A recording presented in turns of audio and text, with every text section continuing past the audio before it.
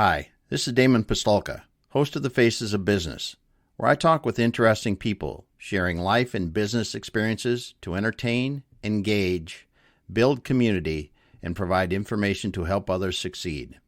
If you're interested in learning more about one of our guests or how we are helping business owners generate wealth and build businesses they can sell or succeed at Exit Your Way, you can find more information on our website, exityourway.com, or by contacting me directly, Damon at exityourway.com.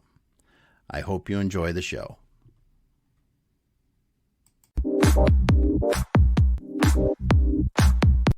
That always makes me want to dance a little. I don't know why, but it's flashy.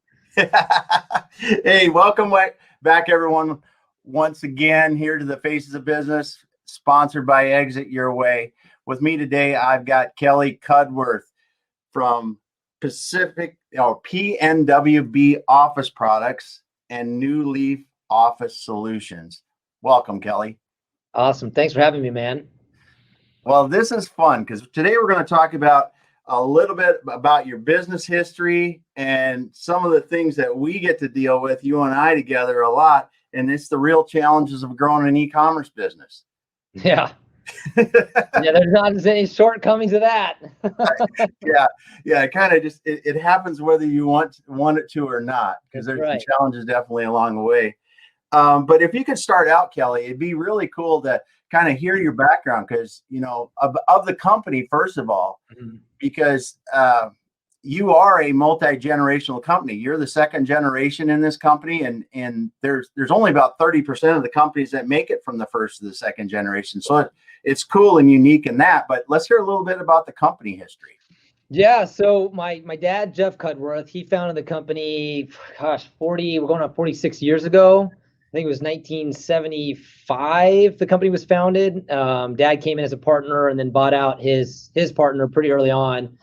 And I joined 17 years ago next month. So, and I took over the business operationally wise, really about 5-6 years ago, and officially as owner this year, last year, 2020. So it's been my life. I was born and raised in our industry and in the business. And then, the last 16, 17 years of my life, partnering with my dad to, just be part of the business, but then also change, the business so much. And so it's been good. I mean, it's interesting to hear that 20-30% of, multi-general business. I never knew that stat. So, I live it, and I have a lot of friends and associates and business associates my age that are going through and have gone through the same thing, where they're entering family business and either taking over for their dad or in the process. So I'm around other individuals like myself. So to hear that stat so low, it's surprising, but, I'm very blessed that I had the opportunity to have a dad who established an organization like this, that number one, I could come on, but also two, just be part of and help grow and create a foundation for my family going forward. So it's been exciting, and it's been a huge part of my life. That's for sure. Yeah. So when you were starting out in the business, you were doing sales, right? Oh yeah. So it's interesting. So my dad, my dad's the greatest guy in the world, but growing up, anybody that knew our family, I think could appreciate the fact that my dad and I didn't really necessarily see eye to eye as I grew up. Dad came from kind of a military sports background, was an all-star athlete, played at OSU basketball, and I was this like free flowing hippie kid that just wanted to pursue a professional climbing career, growing my hair out long, right? But and I had no interest in the business at all. I mean, when Dad started the business, at that time, all the primary focus was toner, print, and ink. The majority of his sales was remanufactured ink and toner. And the 80s and early 90s, that was a huge industry, and it still is. But I mean, it was massive, and so I didn't think it was exciting. I didn't want to be part of it.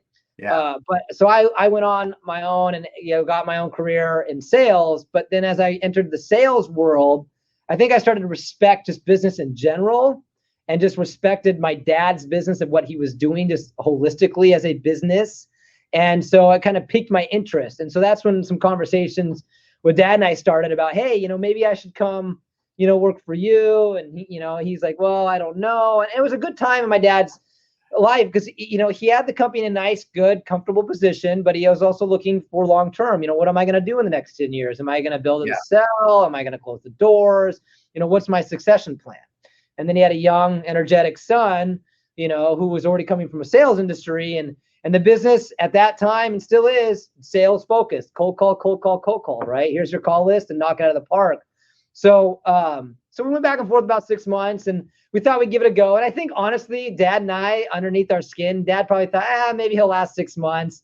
And I thought, hey, maybe I'll last 6 months. I think for me, it was like, I've got to at least generate enough revenue for him to justify the money that he was going to pay me. And I know he extended himself operationally to afford me, and I actually took a cut to come work for him. And I think that a lot of people were pretty anxious about, me going to work for my dad, knowing our relationships and knowing what sometimes the dynamic can be in family.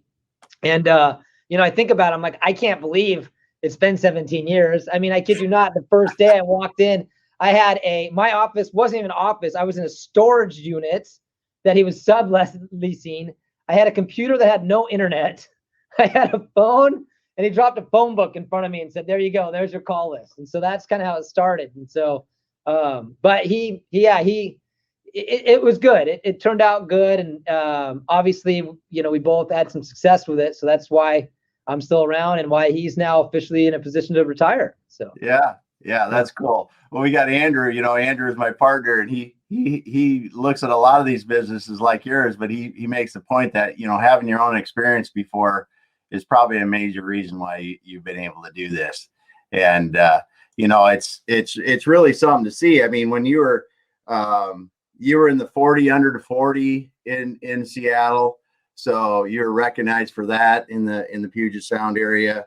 The company's been around, like you said, it's 40 some years now. It's pretty cool. And when you think about it, you're in the toner industry and doing that. Did you guys actually have a physical retail place where people came to? So no, not really. So the business was always B2B focused. And early on, when I was younger, and this is actually something that I think Dad was really smart about early on, even before I started, is, when I was younger, we had a warehouse, we had inventory, we had a delivery truck.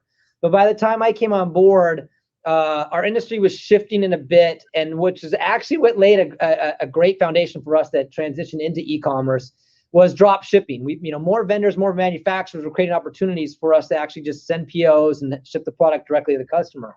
And 20 years ago, that was a pretty new thing, right? UPS wasn't as, you didn't have as heavy as it was. FedEx, all the carriers, Amazon wasn't around.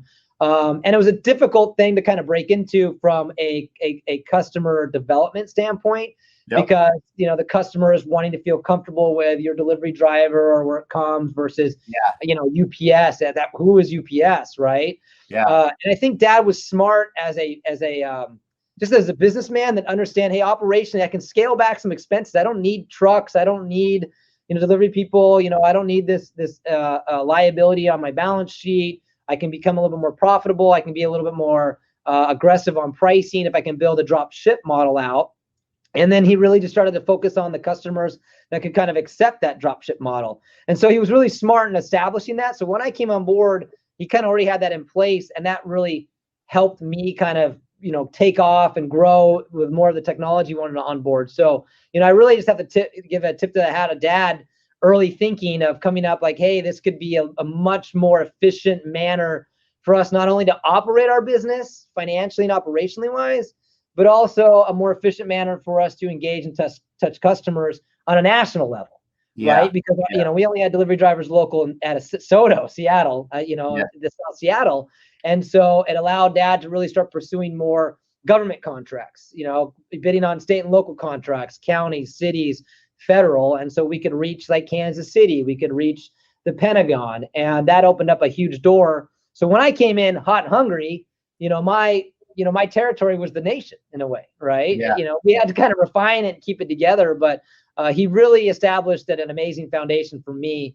And that, again, the other blessing for Dad is, we didn't always see eye to eye, and we still don't. I mean, I can tell you there have been some, Dad's very energetic like myself, and we're very aggressive individuals in a good way, right? We're competitive. So there have been some battles, but, I came in hungry, and ready to go. And I knew it all, right? Like, I'm like, hey, Dad, I know what I'm doing. I know what's going on. And, you could just see him sit back and nod his head. But the thing about him is he never really created barriers for me. He just let me run. And he let me run to a point where, like, hey, until I hit that brick wall or fell down, he wanted me to hit that brick wall and fall down. Either one, he could say, hey, I told you so. Or two, he'd be like, hey, maybe this young kid actually pulls it off and something good happens out of it. Let's see what he does, right? Yeah. So he never, even when he would disagree with me, whether he would tell me that or at times tell me directly, like, I don't believe it and I don't think it's going to work, he would never stop me from trying. And he'd always let me continue to progress. And I think he also understood and appreciated that he knew innovation was important. And he knew that our industry was transitioning in innovation. We could hear it from the manufacturers. We could hear it from the distributors. We were seeing more and more competition come. Like what we call the big box stores. The Office Depot started to pop up. The Staples started to pop up. Then they started entering the business. Then they started entering the commercial sector. Then the superstores started to pop up. Your Walmarts, your Fred Meyers, right? And then, you start to hear this, what's this Amazon thing? What's this online thing? So I think Dad was really smart in thinking, hey, there's a transition coming into the industry and I'm going to need someone hungry, energetic, and willing to go after it. And I was his guinea pig in a way. So, he really allowed me off the leash. And I know that in some environments, I mean, what kind of business owner is going to, number one, hire, somebody young and energetic and let them just go for it operationally and make big operational decisions? And number two, let it be their son. I mean, I've got a 10-year-old son right now, and I find myself wanting to control him all the time. Like, no, you got to do this. You got to do that way. So I think it was probably double hard for him to acknowledge, hey, I got this new guy coming in who wants to do everything and control everything, and I have to let him go. And number two, it's my son, right? Yeah, I can be telling him and managing him. So, he really gave me a huge opportunity to do that. But he also was always there, as a blessing, as a safety net. I mean, any other entrepreneurs out there, I mean, I've got to just say, if you're starting your own business or ever started your own business from scratch, I don't have that experience. I was able to walk into a business that already had some sort of foundation. So, to be able to start your own business from scratch, that is a no joke, hard thing to do. And so I absolutely appreciate anybody that's ever done that, because I had the blessing of a father who had that safety net for me, So, and over the last couple of years, I've had to cut that safety net because, I've had to be able to grow myself, but at the same time, I got to let him go, right? It's his time, let go and enjoy life a bit.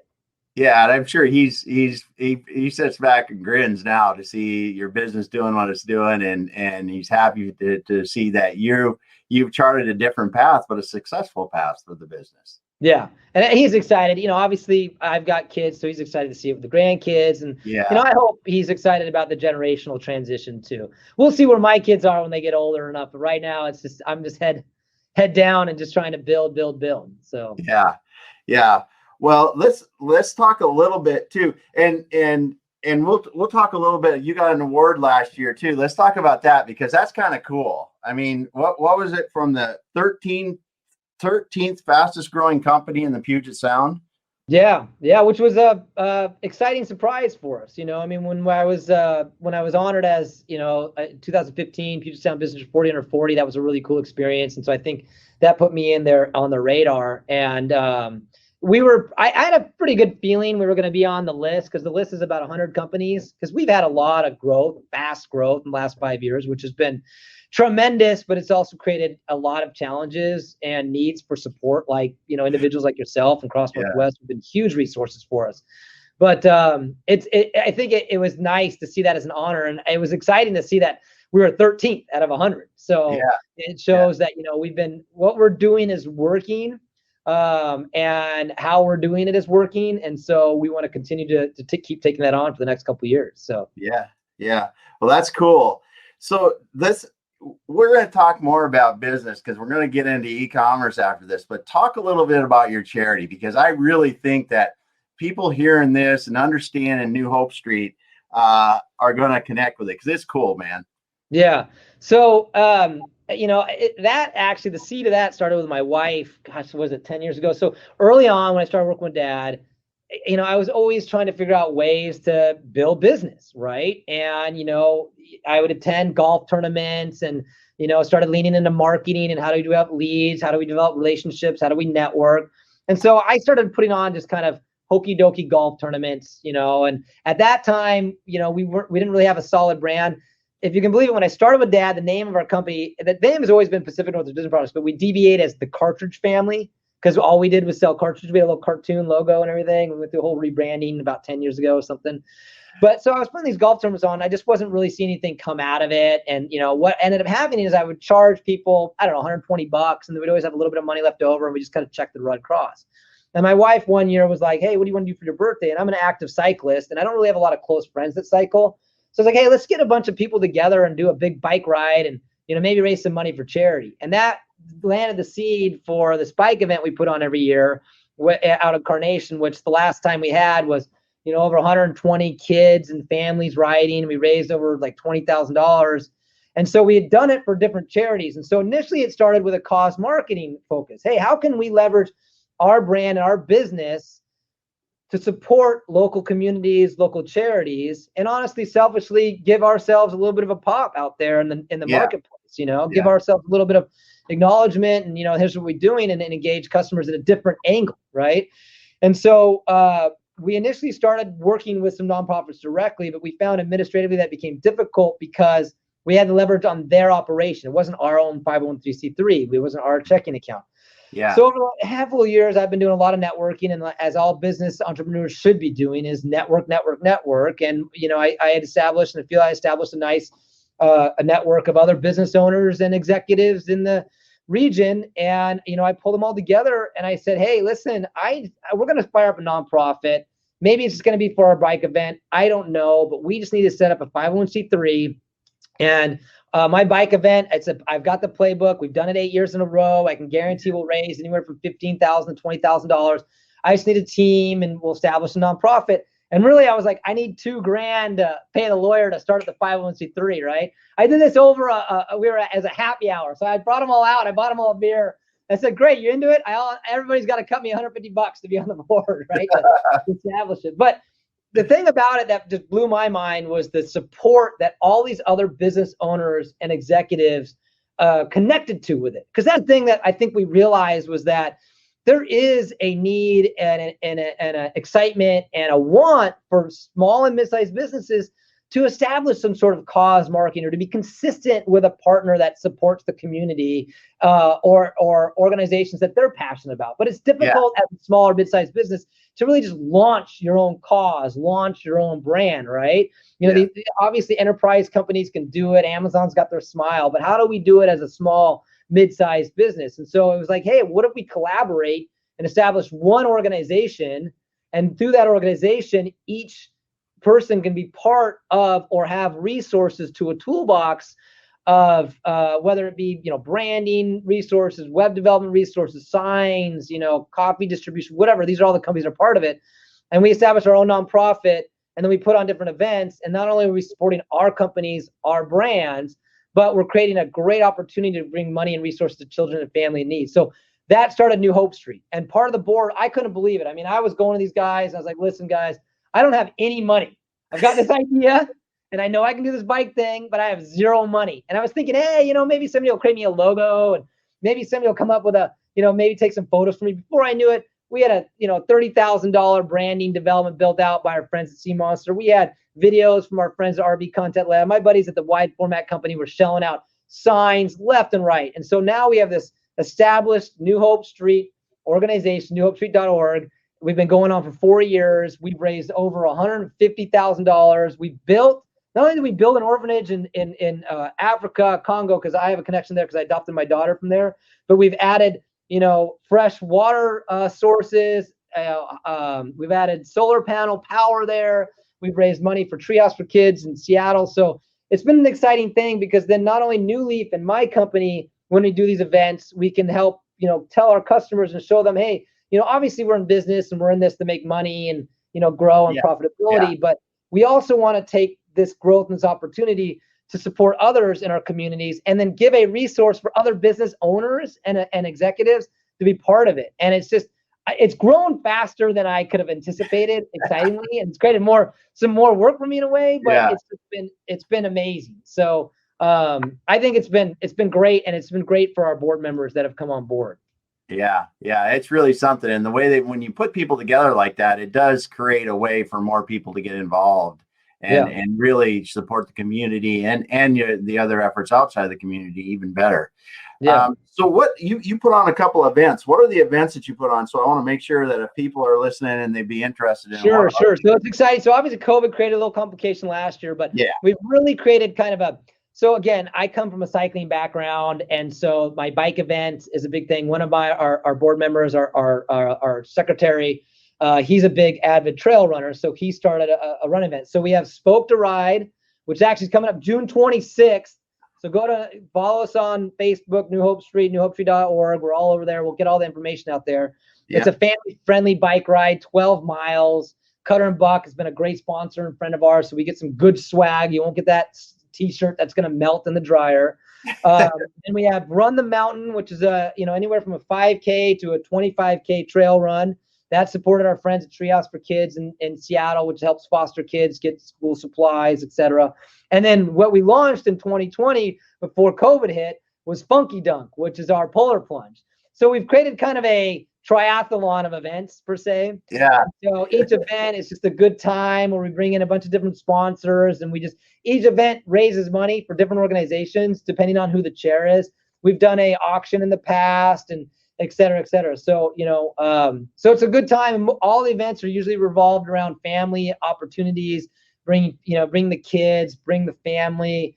Spoke to Ride, we have like climbing walls and bounce houses and a DJ and barbecue. So it's really, honestly, to me, it's so easy to put an event on like that. People want to be part of it, right? People want to help. Businesses want to be engaged. The community wants to engage it. So it's easier than I mean, it's not completely easy, but it surprises me how less complicated it is to create an event like that and raise money for a great cause. Yeah.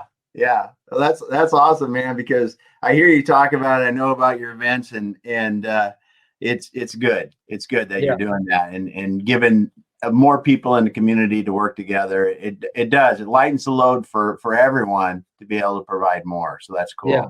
I want to take some time to talk about that because that's really cool. So let's talk a little bit about as you move forward and you did this crazy thing in your industry and you said, I want to sell e-commerce on Amazon. Yeah. Well, I just got tired of making cold calls. Right. No, I mean, so the e-commerce world for us, from the minute I started with Dad, there was always a goal to build online e-commerce, right? I mean, when I started with Dad, I think a big thing for him, and again, thinking forward was, we needed a website, right? Yep. At that time, 17 years ago, people just needed a website. So, we had already established a business model of drop shipping, being able to ship anywhere in the US, right? So, e-commerce was a natural transition for us to focus on. That said, it really didn't start ramping up until about 6 years ago, right? And so we had always built out, we've always known data, we've leveraged data. What's interesting is we are a GSA contractor, which means we have a contract with the federal government. And the GSA has a platform called the GSA Advantage. And it's a bit old and outdated right now. However, it was the Amazon before Amazon. It really acted just like a very similar Amazon platform for the federal buyer. Like when people ask, like, what's the GSA Advantage? I say it's the Amazon for the federal buyer, right? So, as a reseller, you could go list product. There was multiple resellers. They started consolidating product pages, so multiple offers were in there. But working with that and really leaning in on that, it became obvious to us that knowing and being intimate with your data and your content was critical, because early on you just throw a part number up there with a cheesy description, no image, you get no sales, right? So we realized, hey, we got to really have some robust, strong data. And so we started leaning into our distributors and our manufacturers to make sure they could provide that for us through our government channel. Then Amazon came along, and at first it was like, no way, Amazon, you are a competitor. You are disrupting my industry. I mean, I have some associates at Amazon now and some reps that we work with, and they always make fun of me every time I go over there and meet with them, that the first call I got when they were reaching out to me to start reselling is, I was like, no way. And I had to spend an hour just lighting them up about how they were disrupting my industry, how they were selling that fraud, blah, blah, blah, blah, blah. But once I got it off my chest and calmed down, I was like, okay, let's have a conversation and let's see where we can go. So, the thing for me was like coming back from sales, driving around in a suit, walking into customers. I was driving 5 hours a day to Spokane. I would sit down with my clients in the federal, state and local, and B2B commercial space. And every time I walked into their office, I would sit down and I would talk to them and work with them and do the whole sales process and develop the relationship and build the account. And I would look over and all I would see are boxes being delivered from Amazon, orders on Amazon. And so, and I would always go on Amazon, like, how are people selling? There's no way this is going to last, but clearly it was lasting. And more of the customers were flagging, hey, I can find it cheaper on Amazon. I can find it cheaper on Amazon. And it was driving me nuts, right? But as a business person and as a business owner and as a salesperson, I think the most important thing is to know where the customers are and where the money is. And there's no question there was a lot of customers on Amazon and there's a lot of money flowing through there, right? So somehow somebody's making it work. So I could either sit back and say, well, that's garbage and that'll never last, or I can put some energy in and roll up my sleeves and see if I can figure out how I can make this work, whether it be understanding my data and my pricing better, leaning on our vendors, hitting up a lot of different products and diversifying what I can bring. Where could I find that niche? Maybe it's not the product I'm selling right now, right? Maybe it's product that I haven't sold before that I have access to that I haven't leaned into. I don't know, but I have to start looking at that and figuring that out. And one thing that I always tell people that's interesting is Amazon actually made our business model better, because when we first started focusing on drop shipping, we would have customers not buy from us because they didn't want UPS to arrive, right? They wanted Joe coming in and giving them the cookie and whatnot. But as time went on, the buyer demographic started to change. Traditionally in my industry, office supplies, it was traditionally a female buyer at the age of like 40 to 60 that was placing the order. And then as that demographic started to change, younger generations coming in, and as individuals and consumers became more comfortable with buying and having UPS arrive at their own residence, then they're like, ding, ding, ding, maybe I feel comfortable about buying on Amazon because UPS is okay. So then what we started to see is customers that want to buy from me in the past, because I didn't have my own delivery drivers, started coming back because they were either new buyers in there and they were cool with UPS showing. But then, of course, Amazon kind of teetered that back because their competition came so strong.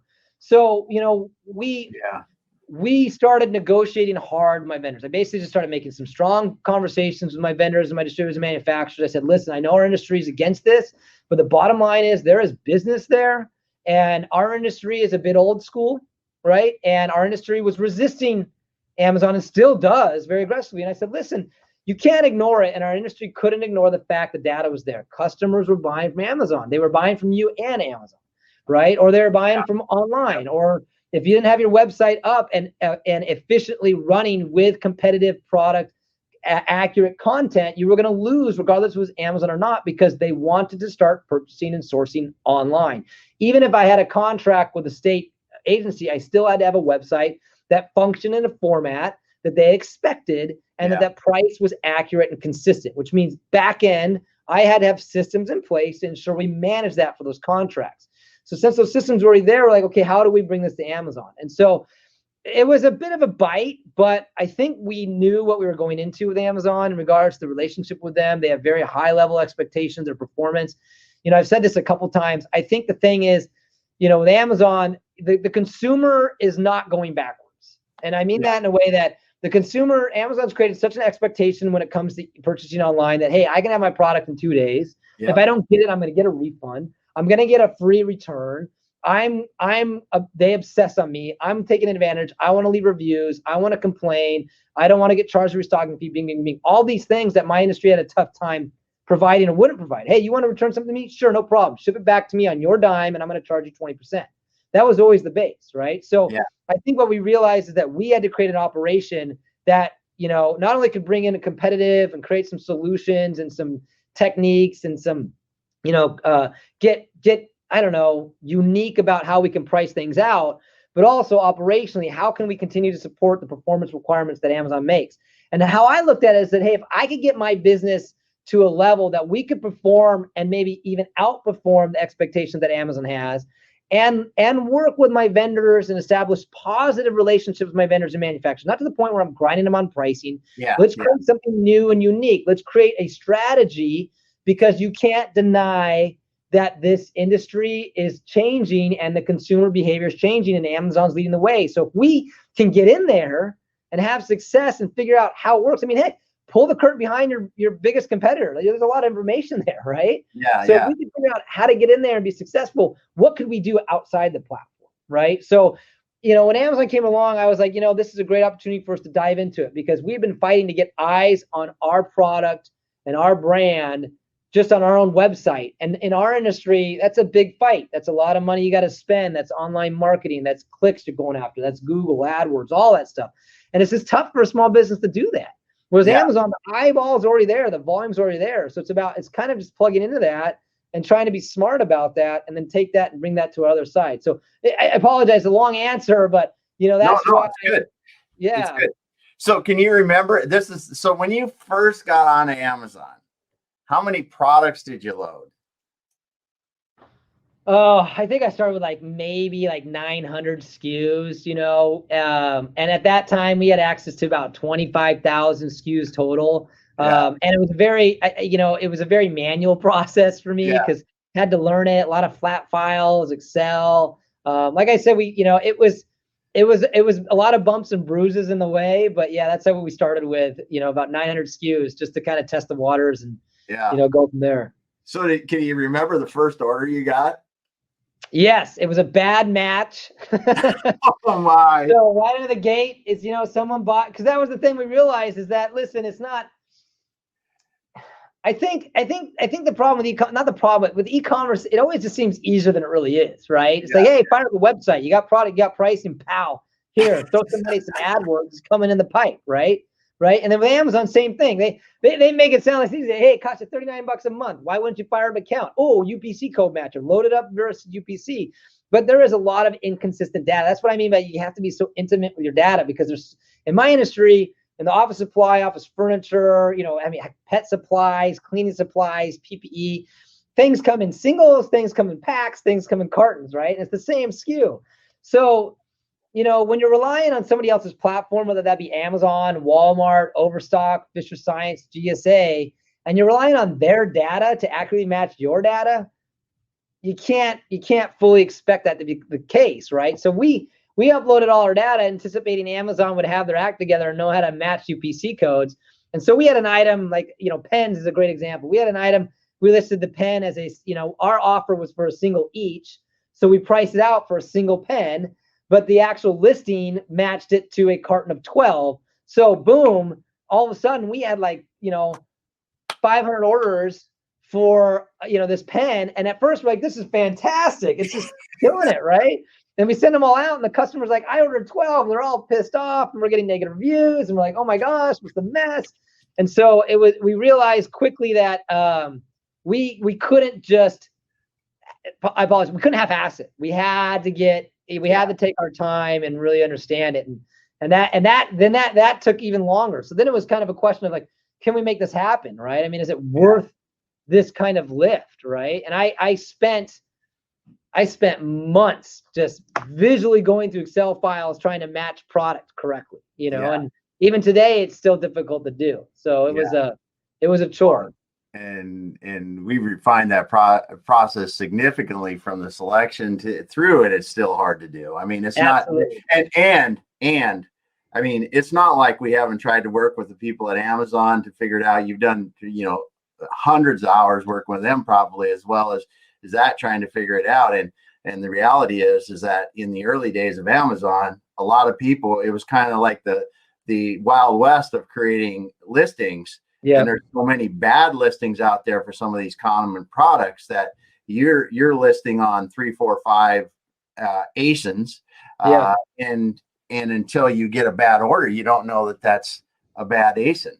Correct. And even Amazon, Amazon will even admit it. The UPC matching is gotten worse, and that's the biggest struggle for new resellers, is ensuring stuff's matched right. Then you've got IP issues. You got to make sure you're okay with certain manufacturers listing it.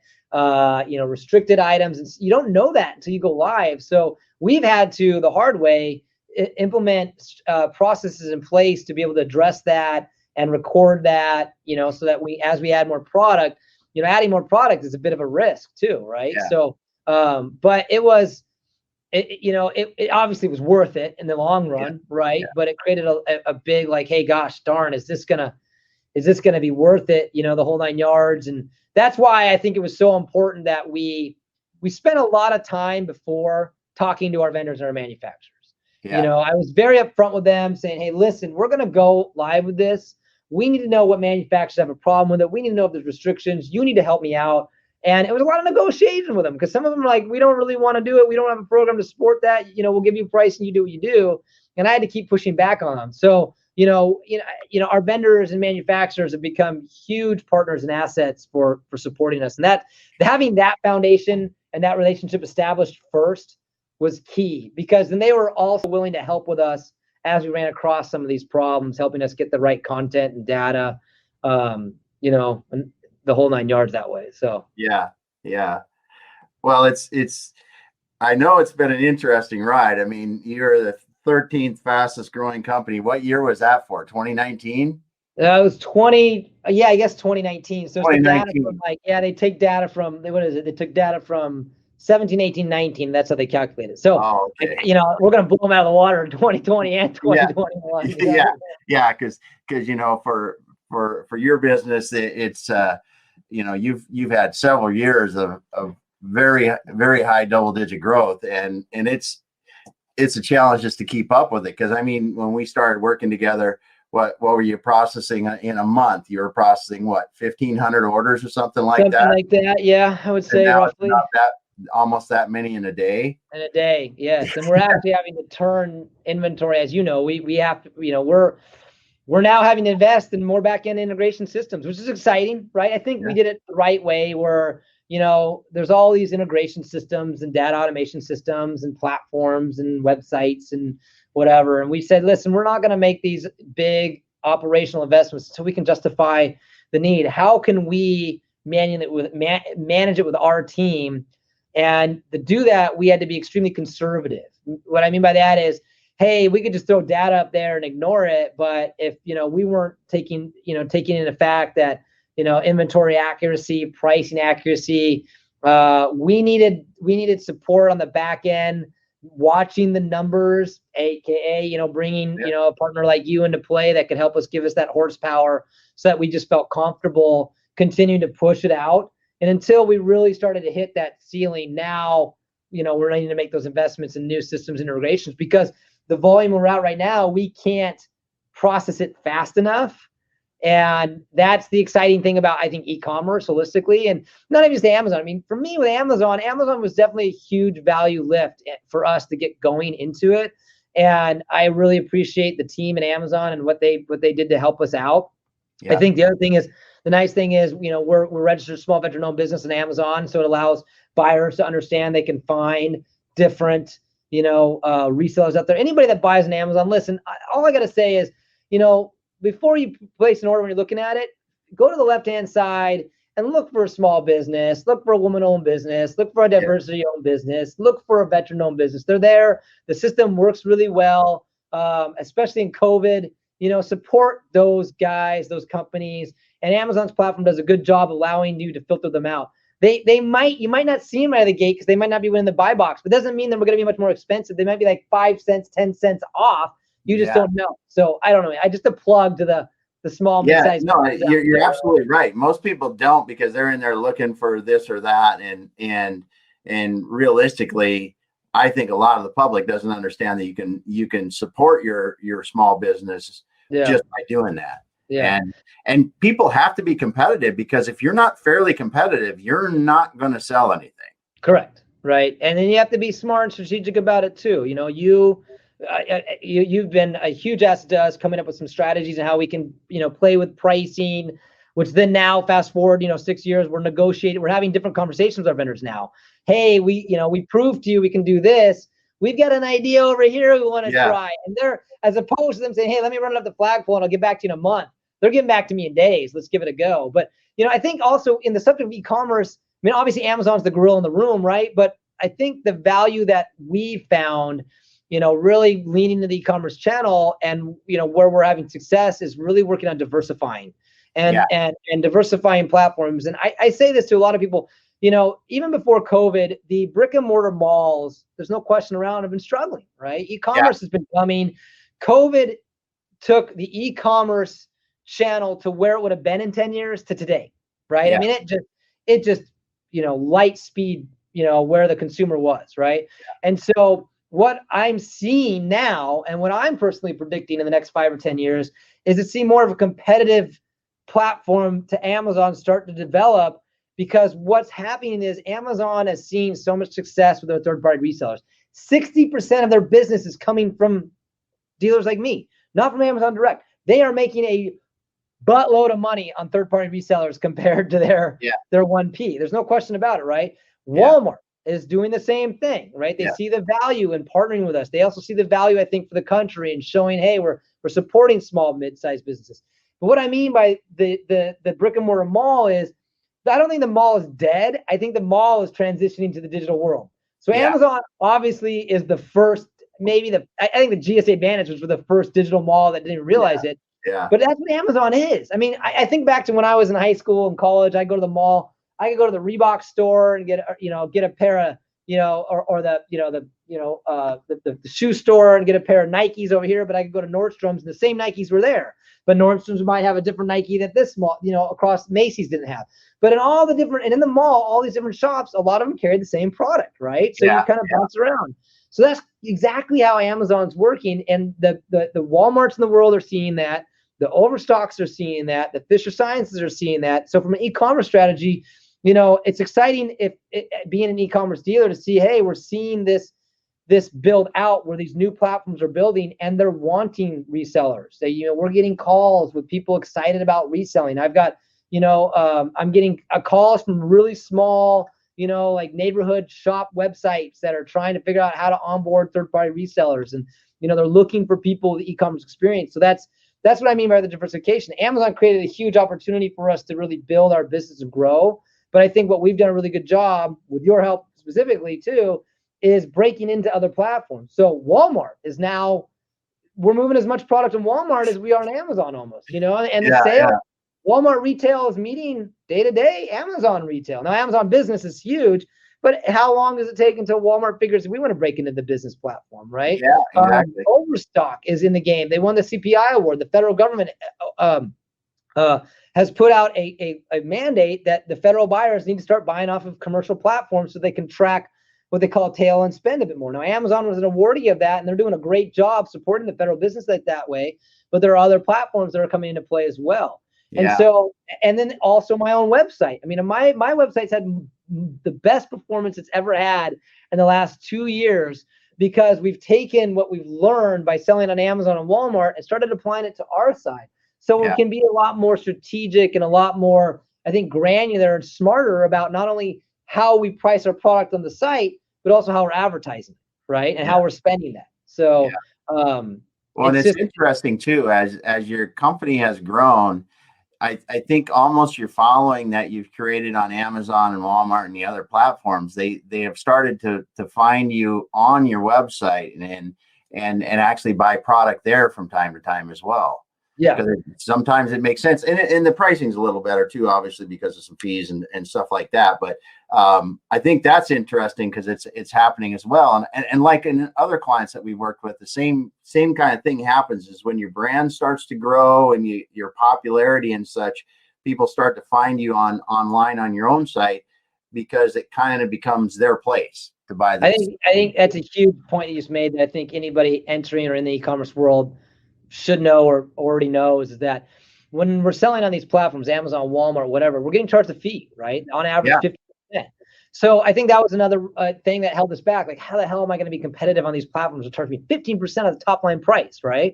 Yeah. And so, we've created our secret sauce that we work through, but all of a sudden I've got all this data of what people are buying, where they're buying it, and what they're paying for it, right? Yeah. And they're paying a 15% markup, right? Yeah. So how the hell can I take that item, put it on my website, add maybe 5% for marketing, some AdWords, whatever, drop my margin down 10%, I'm making a 5% lift on my margin, and I'm selling to the customer for 5% less than they're buying on Amazon, right? Yeah. So there's, I mean, it's a lot. Again, the tricky thing is obviously Amazon's the gorilla, and they create that convenience, and everybody's on there.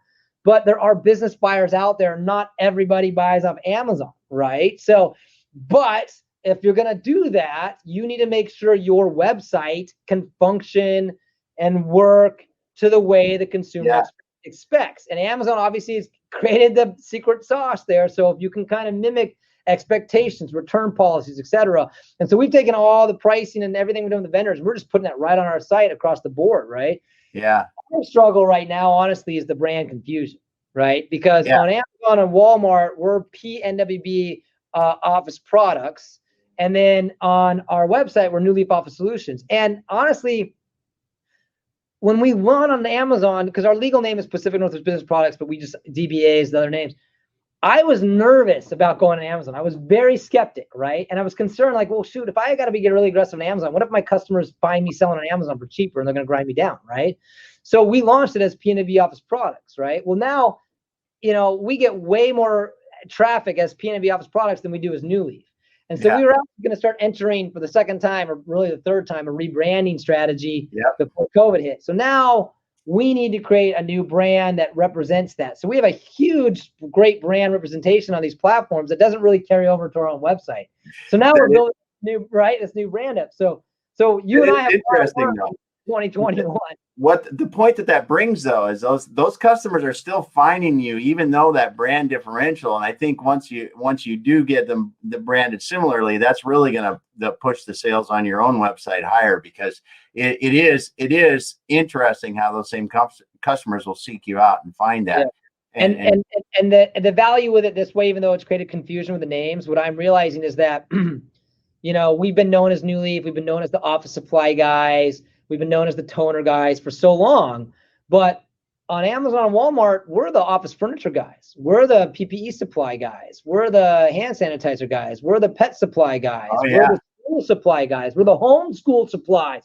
If your kids are at home, working through social studies books, you got to go to newleafoffice.com, because we've got a huge catalog out there. And that's the exciting thing about e-commerce and working with these platforms, the digital malls, the Amazons, the Walmarts, is that it's become easy. If I wanted to enter school supplies, like the school supplies that we're in, we've always sold administrative school supplies, but the actual in-classroom supplies, the math books, the whatever, right, the toys, before e-commerce, I would have to establish relationships with the vendors. I would have to negotiate pricing. Then I'd have to have a whole team, marketing, selling, building that out before I even got my first sale. Yeah. Right.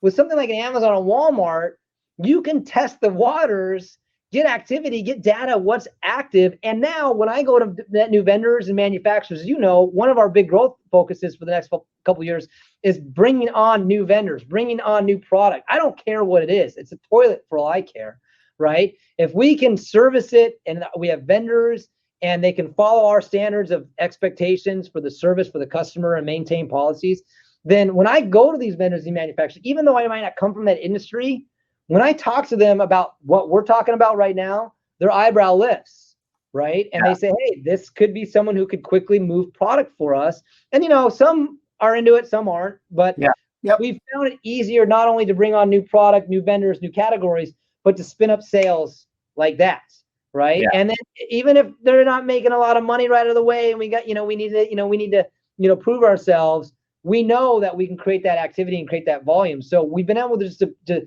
transition who we are.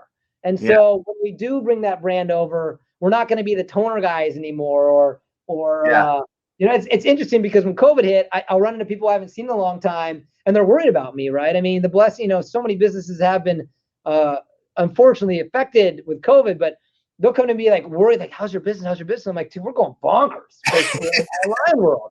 Right. So, but because of that, they still think that, oh, I thought you just sold toner. Right. You know what I mean? Yeah. Like, no. I mean, toner has become such a small piece of our pie. And that happened quick because of e-commerce, because of these different strategies we've been implementing. Yeah, that's for sure. And it's exciting now. It's literally in like you said, the last supplier that we spooled up, it was like boom, boom.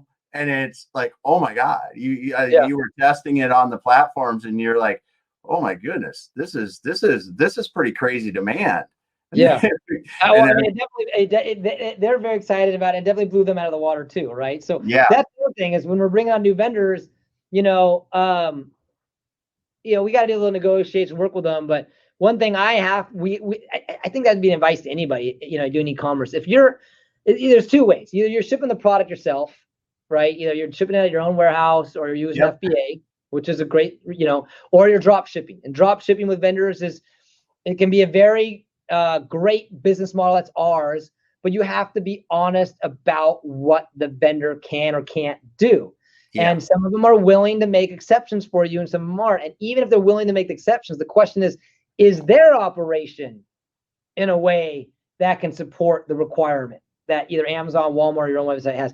Can they process orders fast enough? Can they get you the data that you need? Can they get you accurate inventory? Can they handle returns? Can they handle returns fast enough? Can they waive restocking fees? There's all this stuff that is important. So, we had a vendor, the same vendor, they were super excited. They gave us the thing.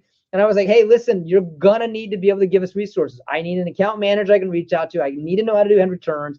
Your system had better be able to accept data for transmissions. I better be able to get inventory accurately. And my whole thing with them is like, listen, if you can't do it, that's okay. We can work around it. We just need to know. And I think we shocked them pretty aggressively, pretty quick on the volume that came their way. And there were a couple of hiccups in the way. But that was an interesting, situation where, now we know going in these manufacturers, these vendors, that you want to make sure that they're, and the other thing is we've also worked with vendors that are like, hey, listen, we've got an Amazon solution for you. We've got a template out of the box. Here's all the ASINs you need. Here's all the match you need, blah, blah, blah. Well, don't believe it right out of the gate. Do your due diligence, right? Because we had another vendor say, oh, we've got all these ASINs, blah, blah, blah. Well, it turns out half the ASINs are restricted. The other half were shut down, or there were, manufacturers didn't approve it. So, if we just gone willy-nilly and thrown it up there, it could have really messed us up. So, if there's a drop shipper that's just giving you a canned program, well, they're giving that canned program to everybody. And that's going to make it more difficult for you, number one, to compete if everybody's using the same canned program. Or number two, they're not engaged in it. They're making you go through the bumps and bruises, hoping that you're going to handle the customer service and the upset customer because their item showed up late or whatever, right? So it's just, you got to be smart about who you're working with and what they can do to support you. Well, they have to maintain the standards that Amazon expects for all their suppliers, and that people get cut. It's got to be tough for people to do that, not understanding, the return anything for any reason, and getting the shipping there as fast as it needs to be, and then tracking information. Just getting tracking information from a supplier in for each order is a difficult thing sometimes. It can be, and it's sometimes too. Some of the suppliers will help you do that, and then some of the suppliers won't. They'll be like, hey, listen, we can do what we can do, and that's it. And I would say that shouldn't be the end of the conversation. Okay, you can only do this. Your system only works this way. But if we know there's a product and we can create a pricing strategy that can give us competition, and it's something that we can get out there, well, then we have to look internally, like, how can we use their system and their processes and bring it on? Maybe I can't offer next day delivery. Maybe I can't offer 2-day delivery. Maybe I got to offer 7 days. Doesn't necessarily mean we won't have success on their product. The thing that I've told people before is we're not chasing the buy box, right? We're not chasing the lowest price. Right. And you don't have to. You have to create strategies, again, smart and intimate with your data to create the solutions and the offers that will be, achieved in there. Make sure you're registered small business or whatever. Things like that will get you that business, right? Yeah. So if a vendor pushes back and says, listen, we're only going to do this and not, okay, we'll work with it. We'll see with it. And you need to make a determination of how much do you want to work around it. Can you work around it? Maybe that's product you got to start inventorying. Who knows, right? But I would say don't quit on it, right? I mean, don't ever quit on an vendor. If you think there's an opportunity in there, my daughter, one day I was drinking coffee in the morning. My daughter was in my lap. I was goofing, in front of my computer, and I was giggling because you and I had a conversation about how excited we were about, what's the next product we want to bring on. Yeah. And I looked over at Marie. I was like, hey, Marie, what should I sell next? And she goes, and our cat walked by and she goes, pet supplies. Okay. Let's look at pet supplies. Right. And so we found some distributors that can't work the way we want them to work, but we put some energy into it, and we're seeing pet supplies move, so we put that in our brainstorm and figure out how can we increase that. And if you do increase that, if you can find a way to work around those vendors' restrictions, I guarantee you, when you start bringing sales to them, the conversation's going to change. Yeah. Right. Because it was the same with another vendor that at first they didn't want to change anything with us for a while, but I've had a lot of good growth with them in this last year. And I went back to them. I said, listen, I can't sustain you if you can't make changes. And just today, actually, they're making some changes for us. So, don't quit on it because it's not a perfect fit. Just find a way to work through it. Yeah.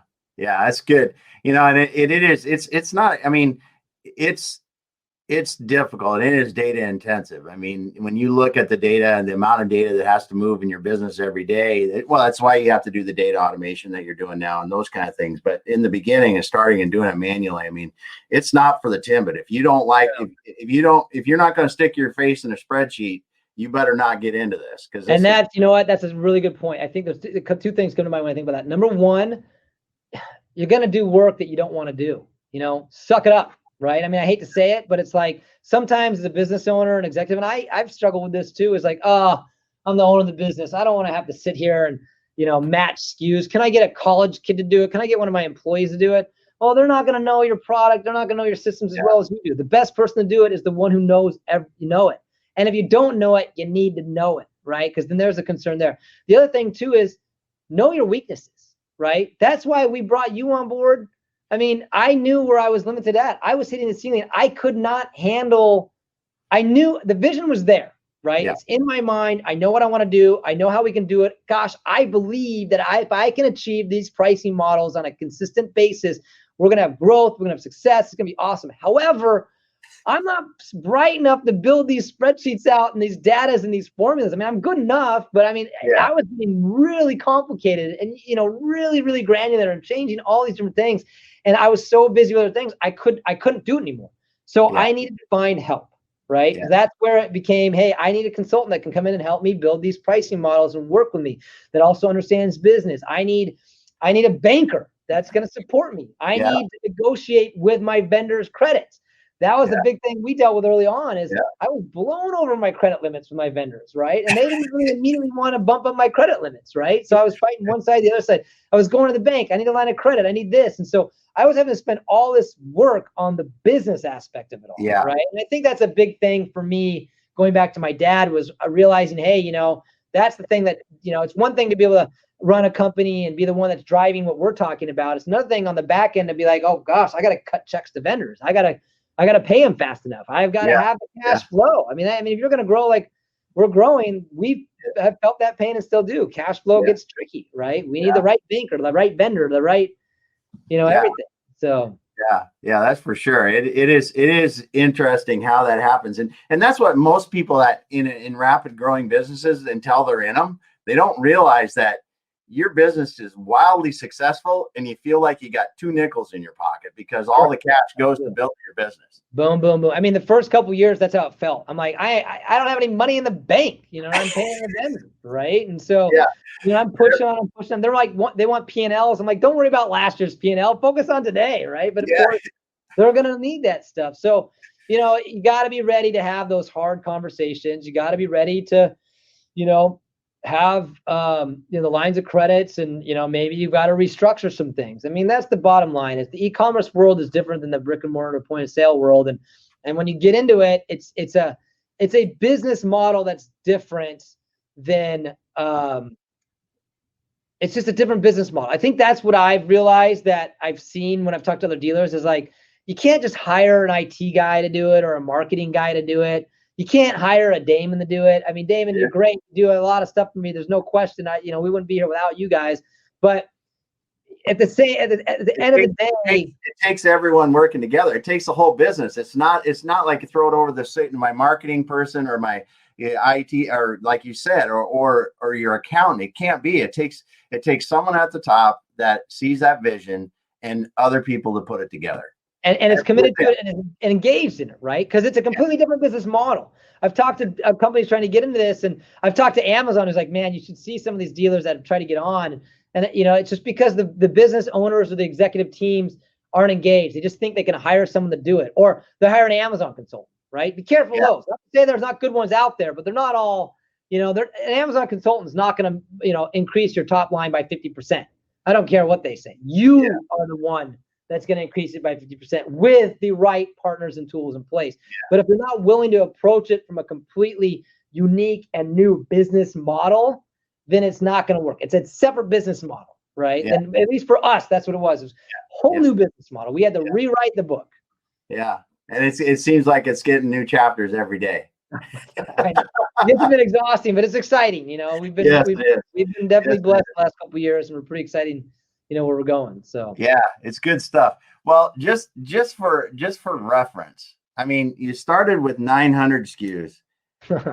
I don't know. I honestly don't know how many SKUs you have. On all the platforms, is it 100,000? So yeah, we've got about 100,000 SKUs active amongst all platforms. Yeah, and we now have a handful of vendors that are piling up that we'll get to when we can automate it. So it's been a lot. I mean, there's active SKUs and there's SKUs that are selling, right? Yeah, so, exactly. I think what we've learned, you and I together for sure, is how to increase the SKUs and build the SKUs. But what really shot the SKU count up for us, because I think for us, it's a slow grind. And then we saw an increase, and then I flattened out again, slow grind. And then I found more resources and partners, you guys to come on board. We've increased credit limits, things like that. And all of a sudden a huge shot. Then we flattened out again because, hey, at some point you maximize the catalog, you maximize your pricing. You can't go any further. These are the only vendors you work with. You're squeezing everything you can out of them. So we got to the point where, okay, well, I want to grow still. I'm not gonna sit idle on this. We want to keep pushing the button. We want to keep driving forward. So we bring on a new vendor, right? And so once that new vendor, that's more SKUs, and then you see another spike. So it's the more SKUs we add, the more we grow. But the more SKUs we add, the more diversified we are with vendors, with product categories, with industries, and that creates, for me, honestly, a little breathing room, because there was a time before we almost went out of business one time because we had all our eggs in the federal government basket. Yeah. Right. And the federal market, listen, I've been a federal reseller for, how long? 17 years. Dad's been doing it since day one. And the one thing I know is overnight they can make a shift. It could be a policy thing, it could be a political thing, whatever. Right. And you don't have control over that.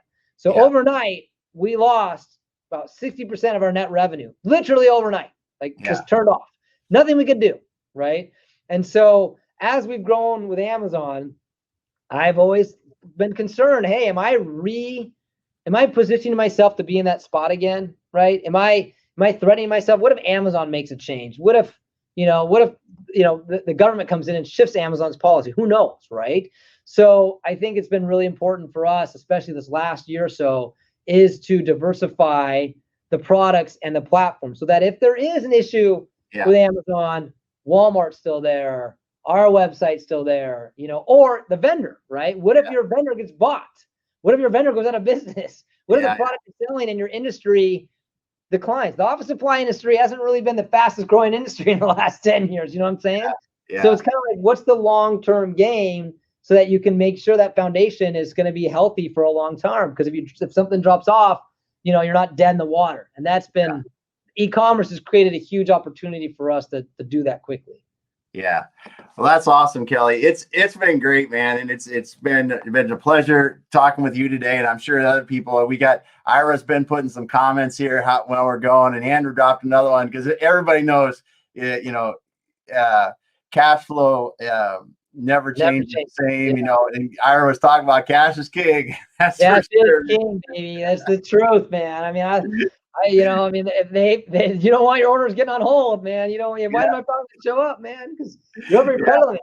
Well, I'm at net 10. Doesn't matter. You're over your credit limit, right? So exactly. It gets ugly fast, but it turns around, and it's been a lot of fun talking with you today, Kelly. And I love the enthusiasm, and thanks so much for sharing stuff with people today. I know a lot of people see this and maybe at least they'll take a look at how they're doing their e-commerce, and maybe they'll start their e-commerce stuff. Who knows? So yeah. Hey man, I appreciate it. And then real quick, you've been a great resource. Exit Your Way, your team's been a great resource for me. So, we're more than happy. And I think we're proof in the pudding of, what when you have the right team working for you the right way, what you can achieve, you know. So thank you to you, man. And anybody listening, sorry, I know I'm a loud talker and fast, but you know.